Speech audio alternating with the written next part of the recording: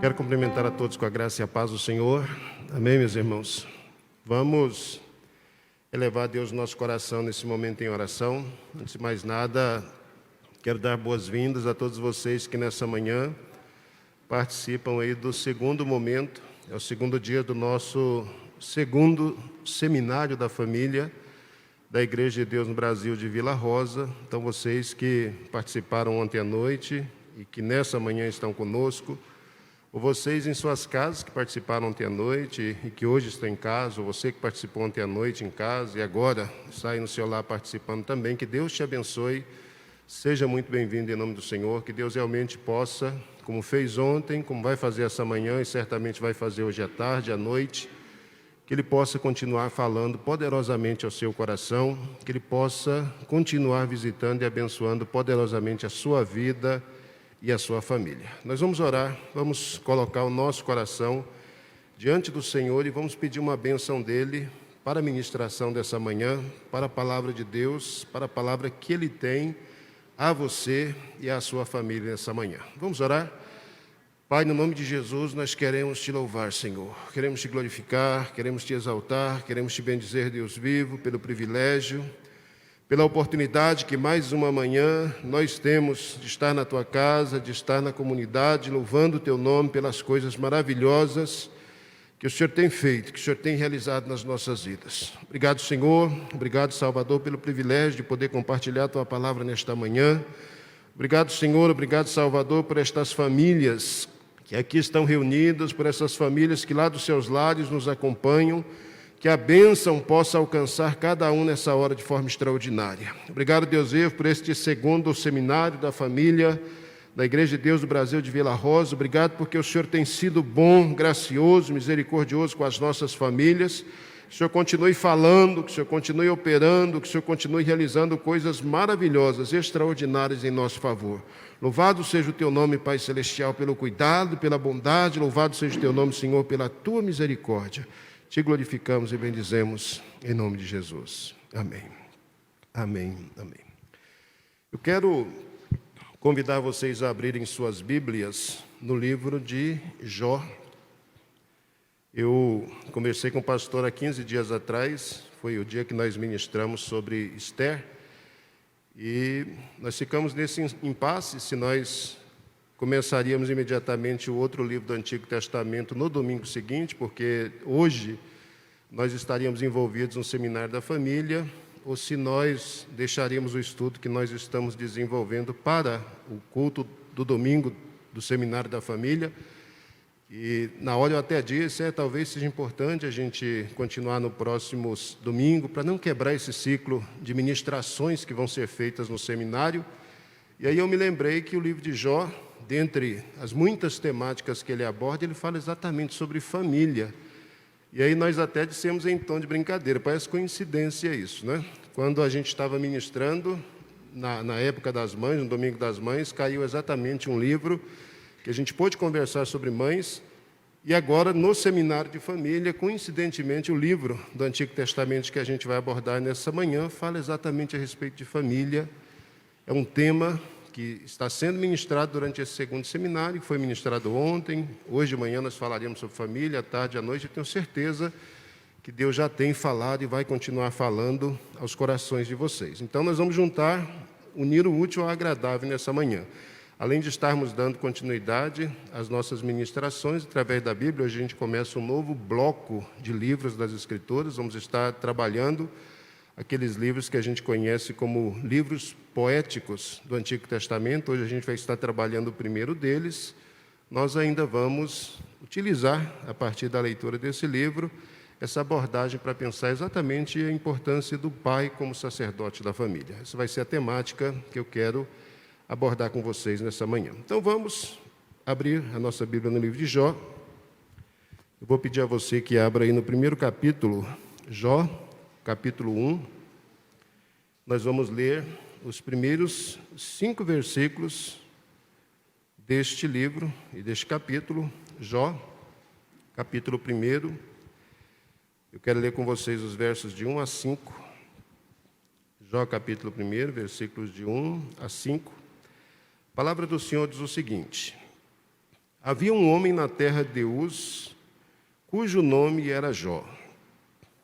E este era homem sincero, reto e temente a Deus, e desviava-se do mal.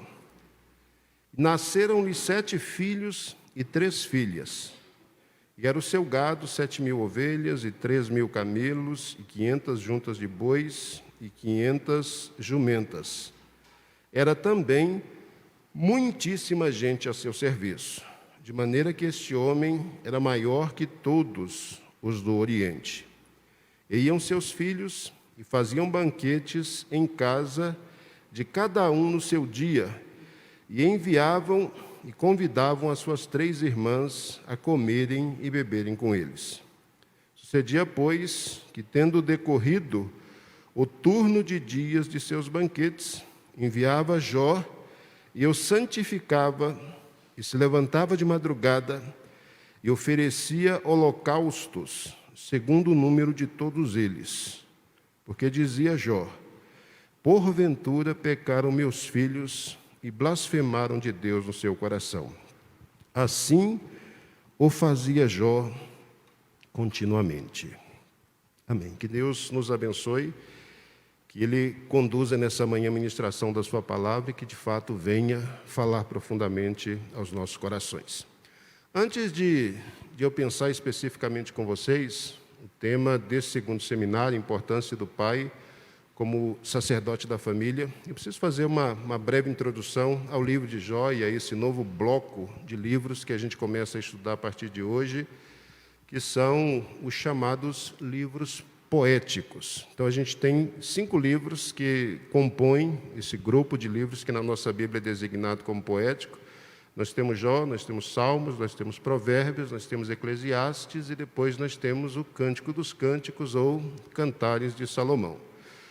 Essa divisão, que a gente geralmente conhece como poéticos ou como poesia, ela poderia ainda ser dividida de 2 maneiras específicas ou distintas. E, de fato, esses 5 livros eles têm uma mescla daquilo que a gente chamaria de poesia. Então, desses 5 livros que a gente geralmente chama de livros poéticos, Jó, Salmos, Provérbios, Eclesiastes e Cântico dos Cânticos ou Cantares de Salomão, 3 desses livros eles se encaixam numa outra categoria, ou numa subcategoria, que é chamada de categoria dos livros sapienciais, ou categoria dos livros de sabedoria.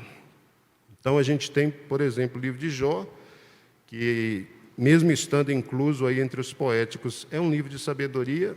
A gente tem o livro de Provérbios, que também é um livro de sabedoria. E a gente tem um terceiro livro, que é Eclesiastes, que também se encaixa nesse perfil, que é o perfil do livro de sabedoria. Esses livros de sabedoria, eles ainda se dividem em 2 pequenos blocos. Existe a sabedoria proverbial. Sabedoria proverbial é aquela sabedoria que é compartilhada em pequenos ditados, em pequenos ditos, que tem como propósito, que tem como finalidade chamar a atenção das pessoas para elementos vinculados à felicidade, ao sucesso, à boa vida. Então, são conselhos dados em forma de brevíssimos ditados, que geralmente têm como propósito, têm como finalidade chamar a atenção das pessoas para alguma realidade, para alguma situação inusitada da vida. E esses provérbios, esses breves ditados, eles geralmente falam de felicidade, eles geralmente abordam aspectos positivos da vida. Mas, além desse aspecto proverbial da sabedoria, existe um outro aspecto que é o aspecto contemplativo.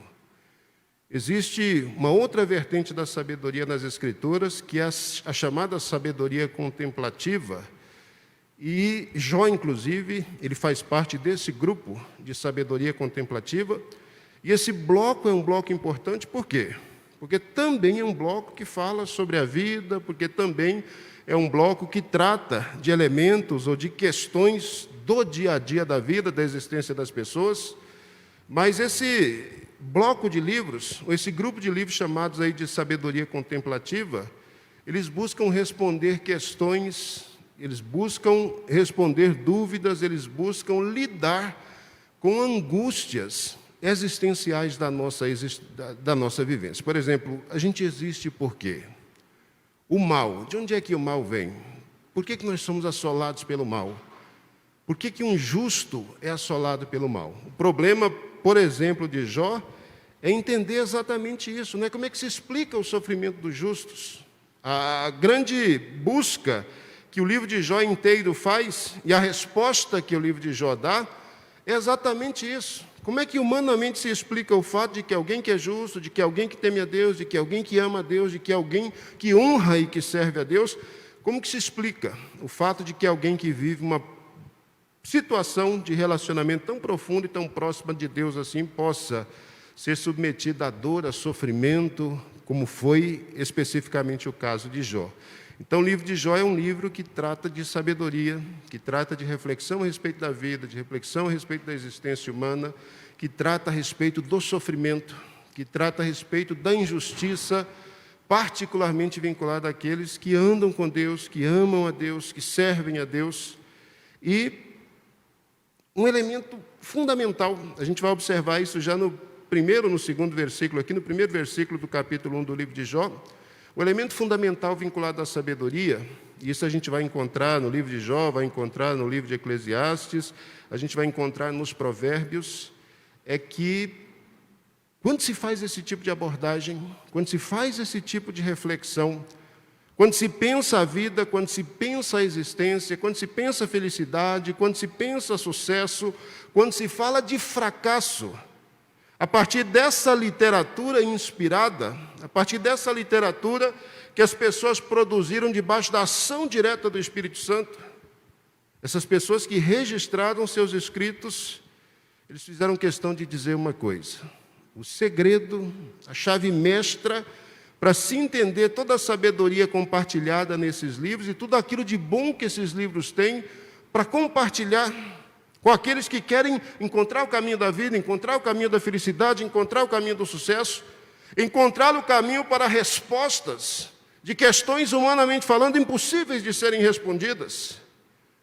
O caminho para isso vai ser o temor do Senhor. O temor do Senhor é a chave mestra para entender os livros de sabedoria. O temor do Senhor é a chave mestra para entender o que significa, de fato, relacionamento com Deus. O temor do Senhor é a chave mestra para a gente saber até que ponto realmente nós servimos a Deus, amamos a Deus, honramos a Deus, conhecemos a Deus, caminhamos com Ele. E quando a gente entende exatamente o que significa isso, temer a Deus, e começa a desenvolver essa atitude de temor ao Senhor, então a gente percebe que, a partir de provérbios que vão ensinar para a gente sucesso, felicidade, paz, alegria, a gente vai trilhar tranquilamente nesses caminhos, temendo a Deus, honrando a Ele, vivendo debaixo da dependência dEle. Mas o inverso vai acontecer também. Se o mal vier, se a desgraça vier, se os infortúnios da vida vierem, se as tragédias caírem sobre nossas vidas, o mesmo temor do Senhor vai nos ensinar que Deus é o soberano, que tem o controle absoluto de todas as coisas, que Ele sabe exatamente aquilo que Ele faz. E que se a gente permanecer na mesma posição diante dEle, aqui, e o caso de Jó, a gente percebe isso com clareza aqui, ou na eternidade nós vamos ver o resultado da fidelidade ao nosso Deus. Então, é importante, é isso que os livros de sabedoria em particular vão falar, depois poesia eu compartilho com vocês em outro momento. Eu quis fazer essa breve introdução para a gente entrar no tema nosso, nessa manhã, que é a importância do pai como sacerdote na família. Essa semana, eu particularmente recebi assim com muito choque.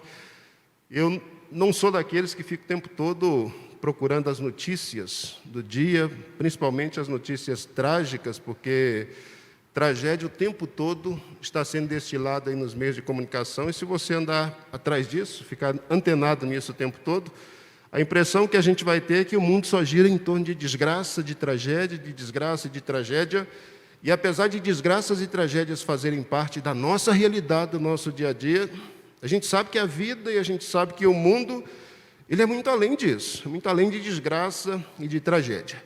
Mas eu, particularmente, possivelmente você também, fiquei muito chocado com uma notícia que a mídia veiculou durante essa semana, um assassinato que aconteceu no final do mês de agosto, daquela jovem, de 18 anos de idade, uma menina que foi assassinada por 3 amigos.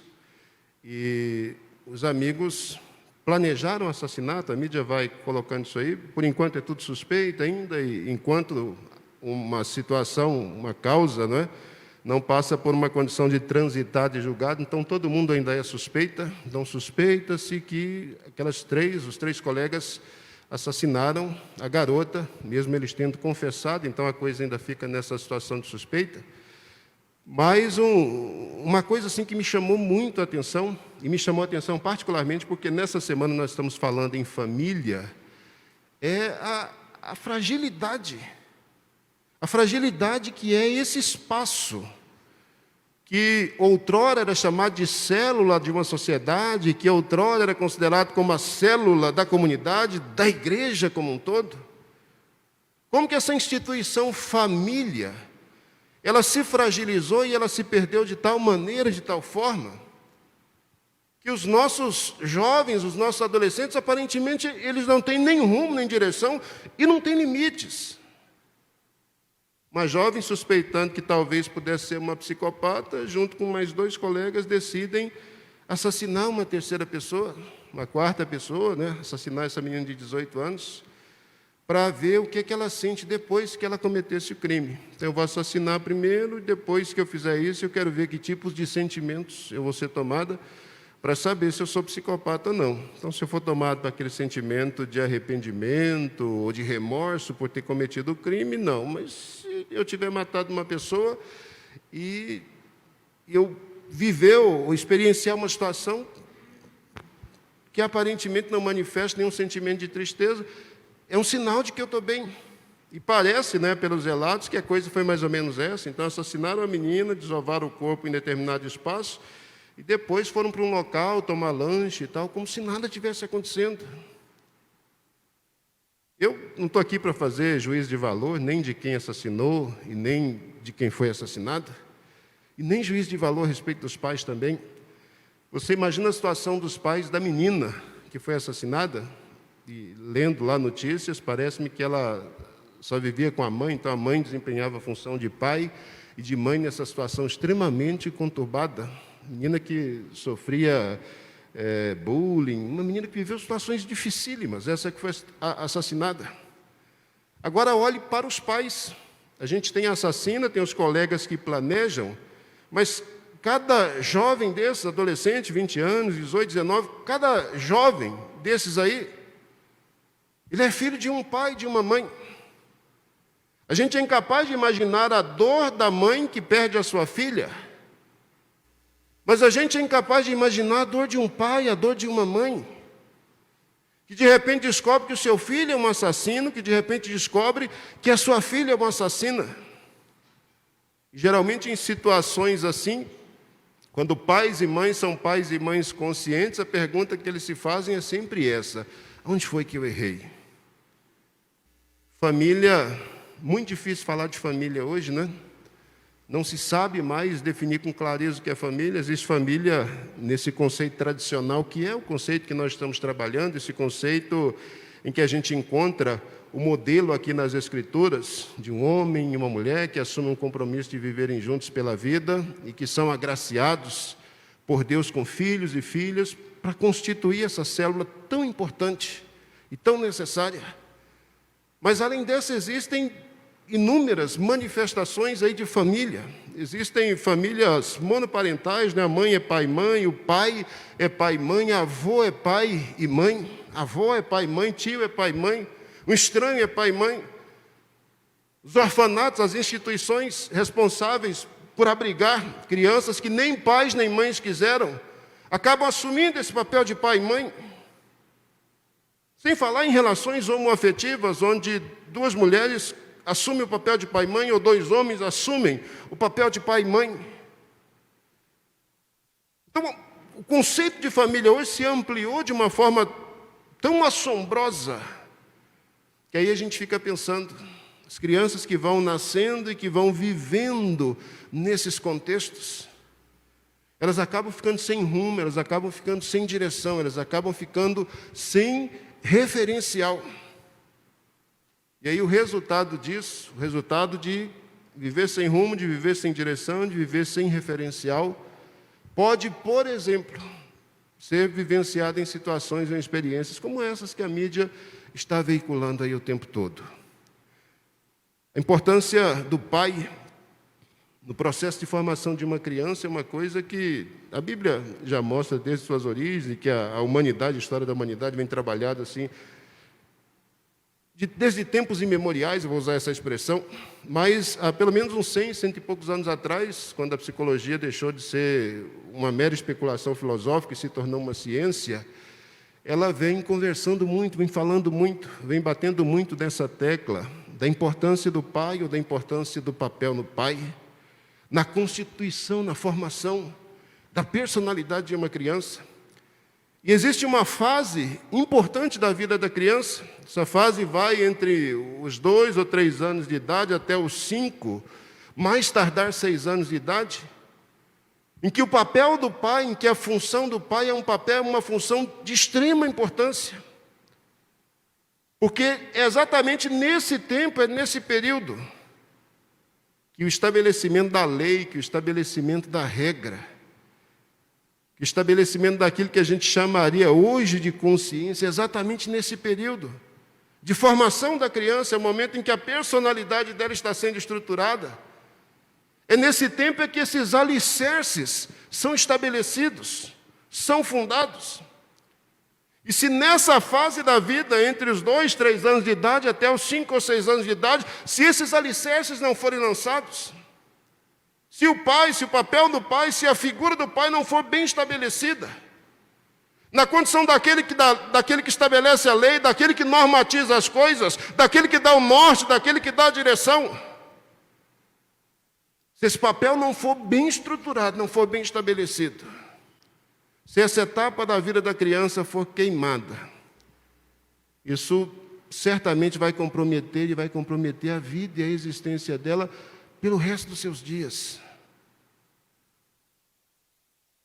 A psicologia fala disso, da importância do pai, da importância do papel do pai, nesse processo de fazer do ser humano aquilo que a gente chamaria hoje de um ser humano normal. Agora, eu não quero tratar especificamente sobre esse aspecto é importante, esse aspecto é necessário, esse aspecto é fundamental.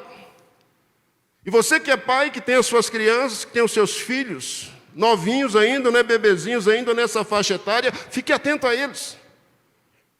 Você que é jovem, rapaz ou moça que pretende se casar e que pretende ter os seus filhos e filhas, preste atenção nisso que eu estou lhe dizendo. Esse momento, essa fase da vida da criança é a fase em que a pedra fundamental da personalidade dela é lançada. Se essa pedra fundamental não for bem lançada, se essa pedra fundamental deixar de ser lançada, essa criança pode depois, quando se tornar um junior, um adolescente, um jovem, um adulto, vivenciar situações, experiências, crises inimagináveis.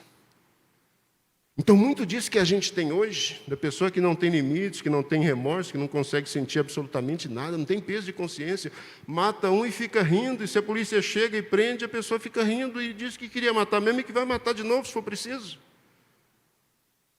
Coisa que a gente fica horrorizado e diz, meu Deus, como que é possível uma pessoa ser capaz de planejar uma maldade, como fizeram com essa jovem? Como uma pessoa é capaz de planejar isso, de levar isso a cabo com crueldade, com frieza, vendo o desespero do outro? Como é possível isso? Eu não consigo entender como é possível e você certamente não. Porque, de alguma forma, esse limite aí do ético, do moral, daquilo que pode e que não pode, essa lei, em algum momento da nossa vida, ela foi estabelecida. A consciência, de alguma forma, foi ativada. Mas para uma pessoa como essa que comete um crime e não tem remorso, isso para ela é nada mesmo. Não é que ela se esforça para ser ruim, não. Ela simplesmente não tem referência. Ela simplesmente não experienciou essa cisão do não pode, do não, da lei, da autoridade. Nós vivemos hoje a era da permissividade. Pais e mães hoje são absolutamente, altamente permissíveis. Nunca dizem não. Nunca contrariam o seu filho, a sua filha, jamais. Primeiro, por conveniência, porque se eu der ao menino ou à menina tudo que ele quer, então ele me deixa em paz, me dá sossego. Depois, porque de repente viveu durante a sua infância traumas, experiências difíceis, do pai, da mãe que foi muito rigoroso ou muito rigorosa, e aí assume que os meus filhos vão ser diferentes. Se eu não pude fazer nada, os meus filhos podem fazer tudo. Só que você talvez não saiba que esses supostos traumas que você vivenciou durante a sua infância, a sua adolescência, quando seu pai e sua mãe eles estabeleciam leis e regras, talvez você não atente para o fato que foi isso que fez de você o homem que você é hoje. Que foi isso que fez de você a mulher que você é hoje. Então a gente vive essas situações todas aí na sociedade. E aí nós estamos pensando em igreja. Igreja é constituída de famílias. E aí eu volto a dizer, particularmente para aqueles que ainda querem constituir família e ter filhos, coisa que vai se tornando cada vez mais raro no nosso meio. Você precisa atentar para essas coisas. A Bíblia diz que filhos são herança do Senhor, o fruto do ventre é um galardão, é um presente que Deus dá, que Deus concede a um casal. O seu filho não deveria ser visto como seu filho, deveria ser visto como um presente que Deus coloca nas suas mãos, para você cuidar, para você zelar, para você cumprir bem o seu papel. E aí eu fico pensando sobre essa questão da importância do papel do pai, e aí, em todas as áreas da vida, o pai, particularmente nesse primeiro momento, ele desempenha um papel importante. Mas o que eu quero conversar especificamente a partir de Jó é pensar com você o papel, a importância do papel do pai como sacerdote da família. Então, o pai é aquele que estabelece a lei, o pai é aquele que faz a cisão num dado momento da vida da criança, que mostra que existe sim, que existe não, e que sim é sim, e que não é não. O pai é aquele que representa, às vezes, a disciplina, o castigo. O pai é aquele que estabelece a autoridade, que mostra para a criança que ela não pode fazer simplesmente tudo o que quer. E seu papel é ser a figura que o pai desempenha, o que pelo menos ele deveria desempenhar no processo de constituição, de formação de uma família. Mas além dessas questões todas, que tem a ver com a constituição de uma pessoa, de um ser humano, de alguém na sociedade, eu preciso pensar com vocês num outro elemento que a psicologia não trata, que outras áreas não tratam, mas que a Bíblia trata, que a religião trata, que a igreja trata, que é o papel de influência que o pai precisa desempenhar sobre a vida de seus filhos e de suas filhas como sacerdote da sua casa. Pense nisso. Pense nisso, pai. Pense nisso, mãe. Talvez você, mãe, é o pai e a mãe lá na família, você de alguma forma vai ter que desempenhar esses dois papéis. Infelizmente, é uma realidade que a gente não tem como negar. Pense nisso, avós. Particularmente nesse período de pandemia, quantos avós não vão ter que assumir o papel de pais e mães porque o pai e a mãe foi levado embora? E são eles que vão ter que desempenhar o papel de pai e de mãe no processo de formação dessas crianças. Então, para você que é pai, e eu quero falar especificamente para aqueles que são pais, para aqueles que estão desempenhando essa função, mas para você que talvez não seja pai, mas que desempenha o papel de pai, que está nesse momento na condição de pai, que está nesse momento ocupando esse espaço, eu quero pensar com você a partir do exemplo de Jó, a importância de você deixar essas marcas indeléveis na vida do seu filho. Então, se quando bem infante, a criança recebe a influência direta do seu pai, ou daquele que agora desempenha o papel de pai, nessa questão de estabelecer o limite. Nesse mesmo período, nessa mesma época da vida, a criança recebe também do pai, e aí talvez esse seja o privilégio que você tem, você conhece a Deus, você serve a Deus, você ama a Deus, você está na presença de Deus, você professa a sua fé nele. Talvez esse seja o privilégio que você tem. E talvez esse seja o privilégio de um filho de um cristão, de um filho, de uma filha de um cristão. O privilégio de ter um pai, o privilégio de ter uma pessoa que vai ocupar esse papel, que vai ocupar essa função, mas que vai ocupar esse papel, essa função, não apenas trazendo a influência, obrigado, pastor, não apenas trazendo a influência para fazer de você um cidadão, para fazer de você uma pessoa dita normal na sociedade, mas que vai deixar em você uma influência que vai mudar radicalmente a sua vida espiritual, que vai moldar radicalmente a sua caminhada espiritual, que vai influenciar você na direção de não apenas se tornar um bom cidadão desse mundo, mas de se tornar também um cidadão celestial. O papel mais importante que um pai pode desempenhar na vida de um filho, o papel mais importante que uma pessoa que ocupa o papel de pai pode desempenhar na vida de um filho, na vida de uma filha, é o papel de influenciá-lo, de influenciá-la na direção de Deus. Essa é a coisa mais importante que você pode fazer. Se você puder fazer isso, as outras coisas, a formação do caráter, a formação social dessa pessoa, isso vai ser apenas consequência. Quem não tem o privilégio, quem não tem a oportunidade de conhecer a Deus, no processo de formação de seus filhos, como foi o caso, por exemplo, dos meus pais, e possivelmente dos pais de muitos de vocês, se não da maioria, só tiveram a oportunidade de receber essa formação social, do ser social. Mas Deus é tão gracioso que na caminhada Ele nos encontra, na caminhada Ele conserta todas essas atrapalhadas que ficaram aí para trás e faz da gente nova vida. Agora, para aquele que tem o privilégio, e é por isso que eu quero pensar o papel do pai, por isso que eu quero pensar a importância do pai como sacerdote da família. Para aquele que tem o privilégio de conhecer a Deus, de caminhar com Deus, de experienciar Deus, e de constituir família a partir desse contexto. Então você tem o privilégio de formar, além de um cidadão, de formar um homem de Deus, de formar uma mulher de Deus. Você tem o privilégio de, além de gerar um cidadão, de além de conscientizar um cidadão, de gerar uma pessoa, de conscientizar alguém, que posteriormente vai ter uma enorme possibilidade de conhecer a Deus, de caminhar com Deus, de viver com Ele, que vai ser bênção para você e bênção para as próximas gerações.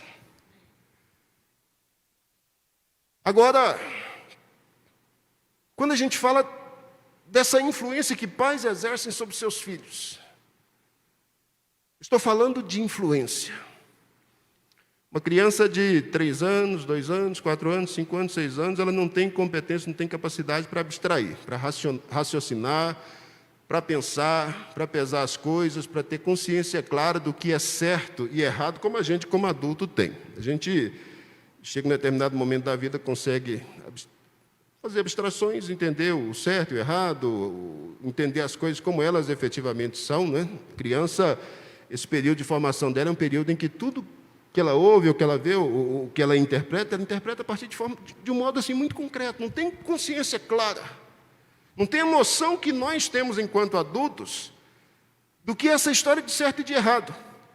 Então, quando a gente fala de influenciar uma criança ou de deixar marcas, particularmente nesses primeiros momentos de vida, que é quando a pedra fundamental da personalidade está sendo lançada, eu não estou falando em discursos.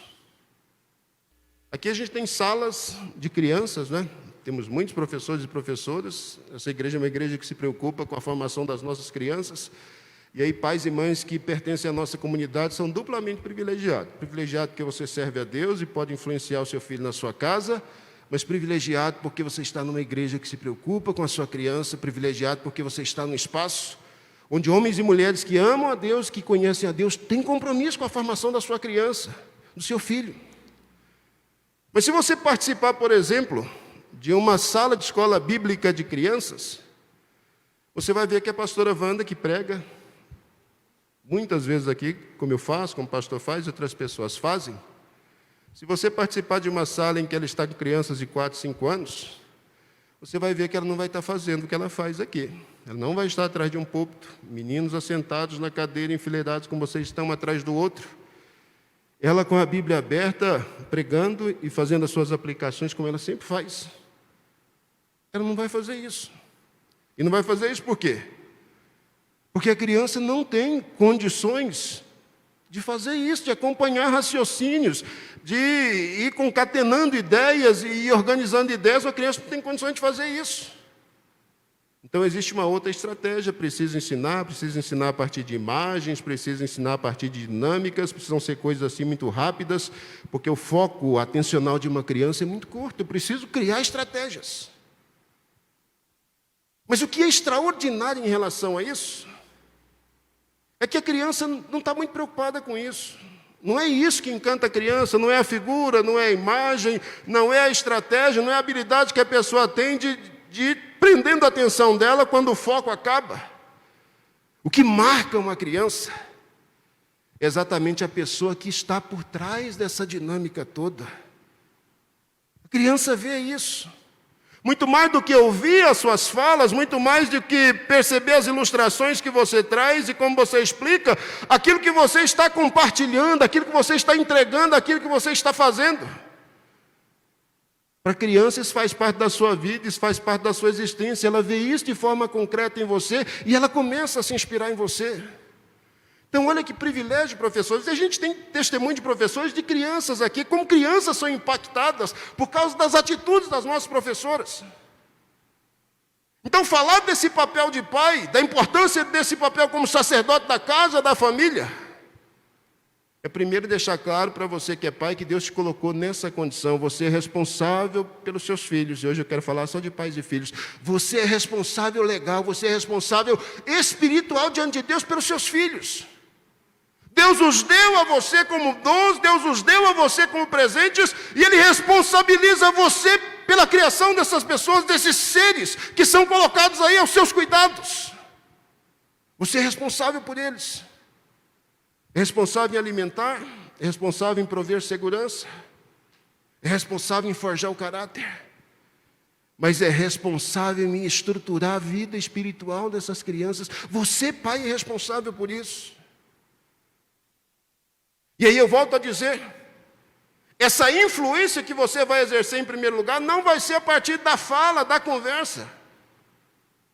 Essa influência vai ser vista, essa influência vai ser estruturada, essa influência vai ser de uma vez por todas consolidada a partir do seu exemplo. E é nesse sentido que eu fico encantado com a história de Jó.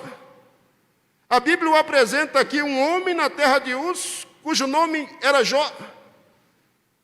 E antes de a Bíblia falar de família de Jó, antes da Bíblia falar do relacionamento que existia entre Jó e os seus filhos, a Bíblia primeiro fala de Jó.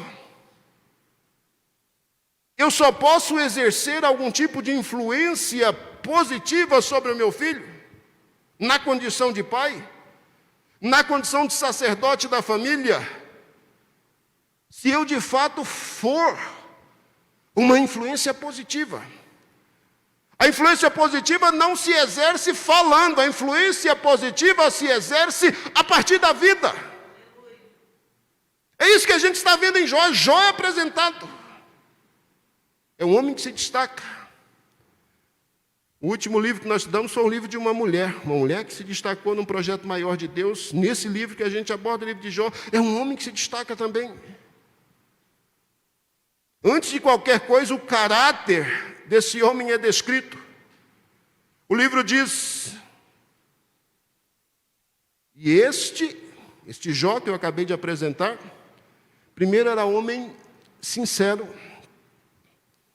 A palavra se traduz aqui como sincero, ela poderia ser traduzida como completo.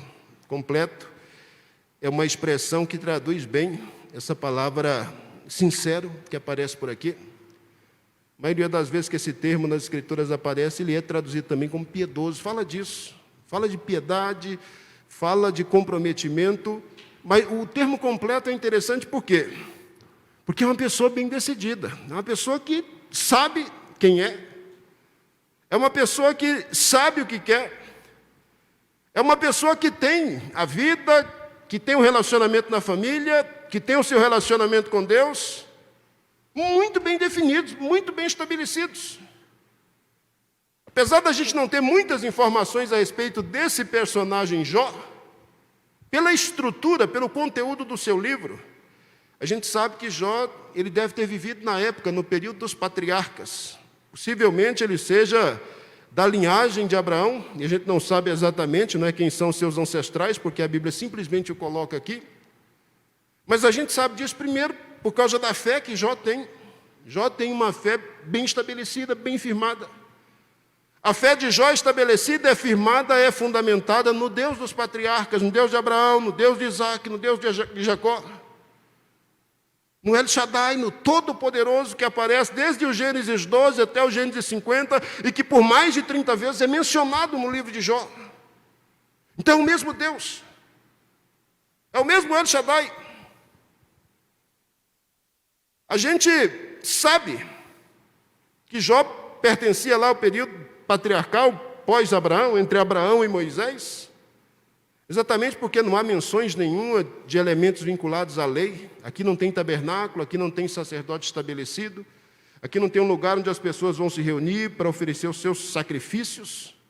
Os pais aqui, como no caso da era patriarcal, é que ocupam tanto o papel daquele que estabelece a lei, como daquele que cuida da vida espiritual. O pai é o sacerdote. Pai é responsável por dar alimento, pai é responsável por dar cobertura, vestimento, pai é responsável por dar segurança, mas pai é responsável por levar o direcionamento espiritual para os seus filhos. O pai é o grande responsável. E aí a gente percebe nesse Jó que cria no mesmo Deus de Abraão, nesse Jó que se firmou, que se fundamentou na vivência, na experiência de Abraão, que certamente seguiu o exemplo desse homem. E é o próprio Deus que dá testemunho de Jó, dizendo que ele é servo dele, dizendo que ele é um homem que causa inveja a outros. Tamanho compromisso, tamanha fidelidade. A gente vê o testemunho que a Escritura dá desse homem, dizendo que ele é um homem completo, que ele é uma pessoa bem resolvida, que ele é uma pessoa bem decidida. Se você quer exercer influência positiva como sacerdote na sua casa sobre os seus filhos, no âmbito espiritual, você precisa ser bem decidido. Você precisa ser completo, fechado. Você tem que fechar com o seu Deus. É isso que a turma diz hoje, lacrou, não é? Então, lacrou. Você crê em Deus de verdade? Crê na Bíblia de verdade? Acredita em céu mesmo, inferno? Você é crente de verdade? Sabe que só Jesus salva? Sabe que Ele é Senhor de sua vida? Sabe que você é servo dEle, que você é serva dEle, que você precisa se submeter à vontade dEle? Essas coisas, como conceitos, essas coisas são claras para você? Porque se elas forem claras como conceitos, elas precisam transcender a área, o mundo das ideias e se tornar fato, e se tornar realidade. Porque é no âmbito do concreto, é no âmbito da realidade, é no âmbito em que as coisas estão acontecendo, é que os nossos filhos, é que as nossas crianças vão recebendo esse tipo de influência que vai perdurar por toda a vida. Jó é um homem sincero, Jó é um homem completo. O coração dele, a mente dele, as ações dele, as atitudes dele, tudo está bem amarradinho. Tudo está bem fechado. A Bíblia diz que além de ele ser um homem sincero, ela diz mais, diz que ele é um homem reto. Então, além de ter tudo bem definido, a vida dele, e aí a vida ética, moral, e a vida emocional dele também, tanto ético e moral quanto espiritual, eu poderia utilizar-me aqui dessa expressão, caminha como um acordo e caminha numa ascendente. Ele não só é bem decidido, mas a vida dele é conduzida, a vida dele é direcionada, a vida dele é levada. De acordo com essas definições, de acordo com essas considerações, de acordo com essas crenças, de acordo com essas ideias que para ele são bem resolvidas. Então ele é um homem completo, é um homem bem decidido, é um homem que caminha de acordo com essas decisões que são certeiras. E aí a primeira parte da descrição a respeito de Jó diz que, além disso, ele é um homem que teme a Deus. O temor do Senhor, já dizia o sábio lá nos Provérbios, é o princípio do conhecimento, é o princípio da sabedoria. O temor do Senhor, Eclesiastes vai dizer, é o fim de todas as coisas. Teme a Deus. É isso que de uma vez por todas importa. E aí, quando a gente fala de temor de Deus se relaciona a 3 coisas. Primeiro, a lealdade. Temor tem a ver com lealdade a Deus. Eu sei em quem eu tenho crido, eu tenho andado de acordo com a minha fé, eu sou leal àquele que creio. Temor de Deus tem a ver com confiança. Eu confio na pessoa a quem eu entreguei a minha vida, na pessoa a quem eu dei a minha vida, eu sei. Eu sei que Ele vai conduzi-la, que Ele vai direcioná-la da melhor forma possível. E temor a Deus tem a ver com fidelidade. Tem a ver com isso. Porque eu sei em quem eu tenho crido, eu sou leal a Ele. Porque eu sei em quem eu tenho crido, eu confio nele. Porque eu sei em quem eu tenho crido, eu sou fiel a Ele.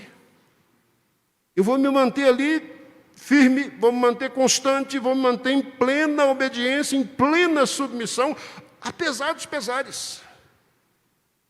Jó é descrito como esse homem que é completo, como esse homem que caminha em retidão, que faz com que a sua vida ética, que faz com que a sua vida espiritual caminhe em consonância com as suas crenças, mas que é uma pessoa leal a Deus, que é uma pessoa que confia em Deus, que é uma pessoa fiel a Ele em todos os seus caminhos. Tudo isso aqui, sinceridade, retidão e temor a Deus, todas essas características aqui são características subjetivas. Eu não sei olhando para ninguém, ninguém sabe olhando para mim, se eu sou sincero, se eu sou reto e se eu sou temente a Deus. Porque essas são qualidades intrínsecas, qualidades subjetivas que cada um de nós desenvolve. Agora, a gente sabe se essas qualidades existem ou não quando elas se manifestam. E aí em Jó a gente vê isso. Essa retidão, essa fidelidade a Ele, esse temor a Deus que ele tem, essa sinceridade, ela é vista no ato de ele se desviar do mal. É isso que o texto diz.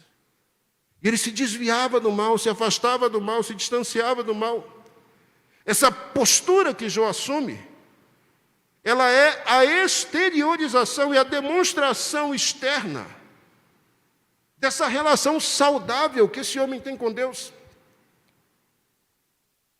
E aí você imagina que tipo de impacto positivo a vida desse homem deve ter causado nos seus filhos. Próximo verso vai dizer que ele foi um homem plenamente abençoado por Deus. Um homem com 7 filhos e 3 filhos, com 10 filhos. Hoje seria um horror, não é? Alguém diria, Deus me livre, o sangue de Jesus tem poder, tem alguma coisa errada com essa família, acode. Mas a gente está vivendo aqui a época de Jó, e nessa época aquele conceito de encher a terra, isso era muito forte ainda. A terra ainda precisa ser cheia, muita gente ainda precisa nascer, não é? E ter 10 filhos, isso é a coroa, isso é uma das coisas mais extraordinárias que poderiam acontecer a uma família, e isso era o sinal da bênção plena de Deus sobre eles. Agora, além disso, o texto ainda descreve que ele era um homem rico, né, abençoado por Deus, tinha gado, tinha camelos, tinha bois, tinha jumentos e tal. Isso para a gente não interessa, mas era uma pessoa rica, e os versículos seguintes vão dizer isso para a gente. Primeiro os filhos são apresentados, depois a riqueza é apresentada, mas quando a gente vai para o verso 4 em diante, a gente vê a atenção novamente voltada para os filhos. O livro de Jó é um livro que fala dessa relação de pais e filhos. Pais. O livro de Jó é um livro que mostra a influência positiva de pais e filhos. O livro de Jó é o livro que mostra a importância do pai desempenhar o papel sacerdotal em relação aos seus filhos. Apesar da esposa de Jó aparecer aqui num dado momento, mas o livro não está preocupado em falar disso, em falar da relação de Jó como marido, e ele certamente era um bom marido. A Bíblia não está preocupada em falar da relação da esposa de Jó com os filhos, e certamente ela foi uma excelente mãe. Mas o livro está preocupado em falar de um homem, de uma pessoa que ama a Deus, que conhece a Deus, que é bem resolvido em relação a isso, que vive no mundo das experiências, no mundo concreto, de acordo com as convicções internas que tem, e que exerce uma influência tão poderosa, mas tão poderosa sobre os seus filhos, além de exercer influência na sociedade, porque era conhecido e respeitado por todos, que na maneira com que os filhos dele se relacionam, a gente percebe isso.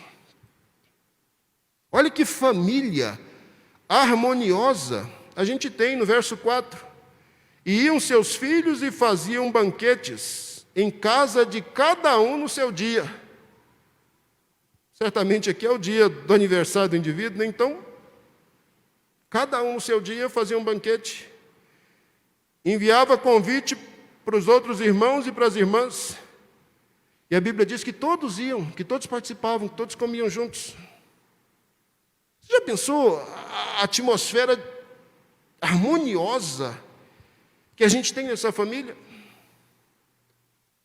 Todos aqui, que têm filhos, né, mais de 2 pelo menos, a gente sabe que, por mais que a gente se esforce e tudo, devido à característica, à singularidade de cada pessoa, essa questão da harmonia entre filhos não é uma coisa tão simples assim. Eles não nascem lindamente harmônicos e vivem essa situação a vida toda.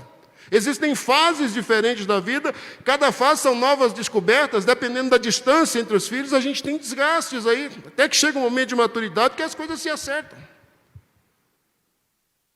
A influência de Jó sobre essa família é tão importante, que eu não sei exatamente, né, como foram esses primeiros momentos da vida dele com as suas crianças, mas eu sei que na hora de fazer essa cisão, ele fez ela bem feita, ele ocupou o papel daquele que estabelece a lei. Eu sei que na hora de desempenhar essa função, esse papel de exemplo, de modelo, de inspiração para o relacionamento com Deus, eu sei que ele desempenhou bem isso. É possível que os meninos tenham tido seus desgastes, como é comum em todas as famílias durante o processo, a fase de crescimento. Mas é certo que a gente tem uma família agora bem estabelecida, rapazes e moças, 10 filhos. E o que a gente observa aqui é um ambiente de mais completa harmonia. Os filhos e filhas, eles conseguem se relacionar bem uns com os outros. Jó, que foi exemplo para os seus filhos. Exemplo não só ensinando, faz, não faz, mas exemplo ilustrando, mostrando. Primeiro eu não faço, aí ele vê que eu não faço, aí eu digo para ele não fazer, e ele não vai deixar de fazer porque eu disse, ele vai deixar de fazer porque ele olha para mim e vê que eu não faço. Então, eu que estou impregnando isso, eu que estou deixando esse exemplo, deixando esse modelo. Esse Jó, ele não apenas cuidou dos seus filhos enquanto infantes, ele não apenas forjou na personalidade deles essa inclinação para a harmonia, para o relacionamento com Deus, e essa certamente é uma família que se relacionava bem com Deus, mas a gente percebe nas atitudes de Jó, desde muito cedo, esse cuidado contínuo, que ele continuou tendo com seus filhos. Ele foi exemplo quando precisou ser exemplo no processo de formação da personalidade. Ensinou quando foi preciso ensinar, orientou, fez o que precisava fazer. Quando os meninos já cresceram, quando os meninos já conseguem viver essa situação de harmonia, ele não baixou a guarda. Ele não disse, bom, agora cada um é maior, cada um já sabe o que quer fazer da sua vida, então eu posso lavar as mãos agora e ficar sossegado. Não. A Bíblia diz, nós lemos aí no texto, que toda vez que eles se reuniam, os irmãos, para fazer festa, para comemorar a data do aniversário de alguém, Jó, depois disso, reunia todos os filhos, todos eles, santificava cada um deles. Esse santificar, esse separar para o serviço de Deus, né, esse bater aquele papinho assim, de pé de orelha com cada um deles, para avaliar a ação, para avaliar a atitude, para avaliar a vida, para avaliar o rumo de cada um. Aquela pessoa que estava de olho o tempo todo em cada um dos seus filhos. Assim que a festa acabava, ele reunia cada um dos seus filhos, ele santificava cada um deles, separava cada um deles, consagrava cada um deles para Deus novamente, orava por eles. Se tivessem cometido bobagens lá, já ajustavam isso logo. E aí a Bíblia diz que de madrugada, segundo o número de seus filhos, ele oferecia holocaustos. 10 filhos, 10 holocaustos eram oferecidos, um para cada filho. Cada vez que eles se reuniam nessa situação, novamente Jó aparecia diante de Deus como sacerdote para dizer para Deus: Deus, eu consagro a Ti novamente o João, José, a Maria, o Pedro, a Joaquina, a Terezinha, o André, o Tiago, não sei o nome dos filhos dele, só lá no finalzinho que a gente tem o nome das 3 meninas. Mas cada um era oferecido, cada um era consagrado, cada um era ofertado uma outra vez a Deus. E a coisa que mais me chama a atenção, aqui no caso de Jó, é essa preocupação que ele tem com aquilo que talvez os filhos dele pudessem ter feito. Ele diz: eu vou sempre consagrá-los e vou sempre oferecê-los a Deus, porque talvez, num momento de bobagem lá, algum deles tenha blasfemado contra Deus. Olha o cuidado desse pai, gente. Um pai que ama os seus filhos, um pai que foi um modelo para os seus filhos, um pai que acompanhou os seus filhos durante todo o seu crescimento, todo o seu crescimento. Um pai que esteve lado a lado deles, vigiando a vida espiritual de cada um, orientando cada um, consagrando cada um novamente ao Senhor, gastando tempo diante de Deus como sacerdote, gastando tempo diante de Deus como intercessor pelos seus filhos, pela saúde espiritual deles. Jó está preocupado com a saúde espiritual deles, quem sabe algum deles tenha pecado contra Deus. Mas a coisa mais extraordinária é o que aparece no finalzinho do versículo 5. O final do verso 5 diz que ele fazia isso continuamente. O final do verso 5 diz, e aí eu posso usar essa expressão com toda a segurança, que enquanto os filhos de Jó estiveram vivos, enquanto eles estiveram vivos, essa foi uma prática incessante daquele pai. Jó foi o pai que ocupou o papel de pai. Então você que é homem, não é? Você que tem família, você que tem filhos, ocupe seu papel. Seja o pai do seu filho. Seja o pai da sua filha.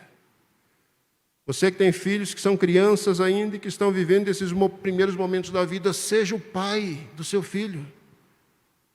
Seja aquele que estabelece a lei, seja aquele que diga ou não. Seja aquele que mostre que existe autoridade. Mas muito mais do que isso.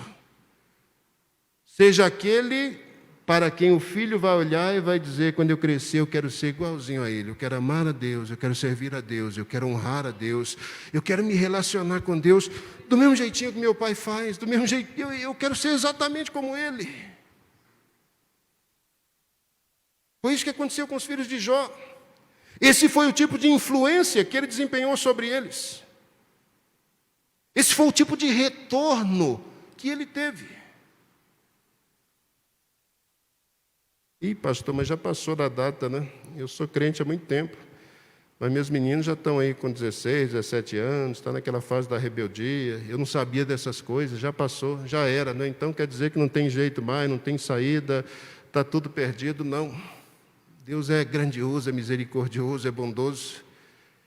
E mesmo que a gente seja infiel, a Escritura diz que Ele é fiel, porque Ele não nega a si mesmo. Ele nos ama, Ele tem misericórdia de nós e Ele pode reverter situações que, infelizmente, né, nós deixamos passar e muitas vezes deixamos passar por falta de conhecimento. Então, não estou aqui para recriminar quem falhou, porque eu, como pai, também cometi muitas falhas. Eu tenho 2 filhos adultos já, muita bobagem eu fiz na vida por falta de conhecimento. Mas eu estou aqui nessa manhã para falar para você que é pai, que tem a chance, que tem a oportunidade de educar, de ensinar o seu filho, a sua filha. E se você não tem mais a chance de ensinar, de educar, porque a fase já passou, você tem a chance, a oportunidade e o papel de ser o intercessor, a intercessora do seu filho. De ser aquela que vai cuidar da vida espiritual dele. E você sabe até quando você vai fazer isso? Até ele completar 100 anos de idade. Depois que ele completar 100, se você estiver viva e ele estiver, aí a gente pode esticar mais uns 10 anos para frente, né? Mas caso isso não aconteça, aí você vai estar livre da sua responsabilidade. Eu tenho um filho de mais de 30 anos de idade e para mim é meu bebê ainda, né? Eu tenho um de quase 26, 27 aqui, que é meu bebê ainda, é meu filho. E eu não abro mão disso. Meu avô faleceu, tinha 70, minha avó quase 100. Meu avô chamava José Pereira e para minha avó era o Zezinho. O Zezinho está com 70, ela está com 90, mas o Zezinho, cadê o Zezinho?